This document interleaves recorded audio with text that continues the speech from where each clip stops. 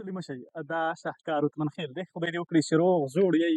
په سوات ولسوالۍ کې یم. راغورځېدم په ټوله لاره مې ټالۍ وخوړې. د اختر شپه وه ما 4 د خوب ګولۍ وخوړې. دغه شعرونه او دغه غزل چې چا لیکلی دی هغه دی حسین علي پروانه صاحب. الله مو راته ژوندي لره. د دغې شعر او د دغې غزل شالید راته بیان کوي. په څه رقم څه خیالات مو ذهن ته راغلي وو چې دغه مو لیکو؟ ناول خو ستاسو ډېره مننه شاهکار صاحب. زه هم د دې جوګه وغواړم چې په خپله کیمره باندې زما ریکارډینګ واخلي. دا ما دپاره اعزاز دی. او پاتې شوه د غزل نو تاسو ته به دا علم نه وي، خو زه 2012 کې سعودي عرب ته تللی یم او د 19 پورې زه په سعودي عرب کې وم. کله چې په 2018 کې لوی اختر شپه وه، دا منظر چې دی د لوی اختر د شپې دی. نو زه انډیوالانو دیره وه که نه شریکه دیره وه، انډیوالانو ته شو مسافرۍ کې د اختر شپه ډېره ګرانه ډېره لکه دا هغه چاته پته چې احساس ورسره وي او کړي وي.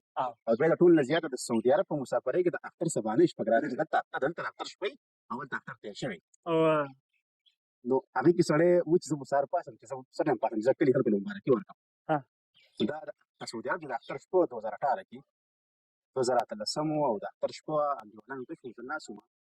فیسبوک مې راواړو او د کوم ځای کې چې پوسټ یې کله کېږي هسې مې خیال ته راغی چې راغورځېدم په څو واره مې ټالۍ وخوړې، د اختر شپه وه ما 4 د خوب ګولۍ وخوړې.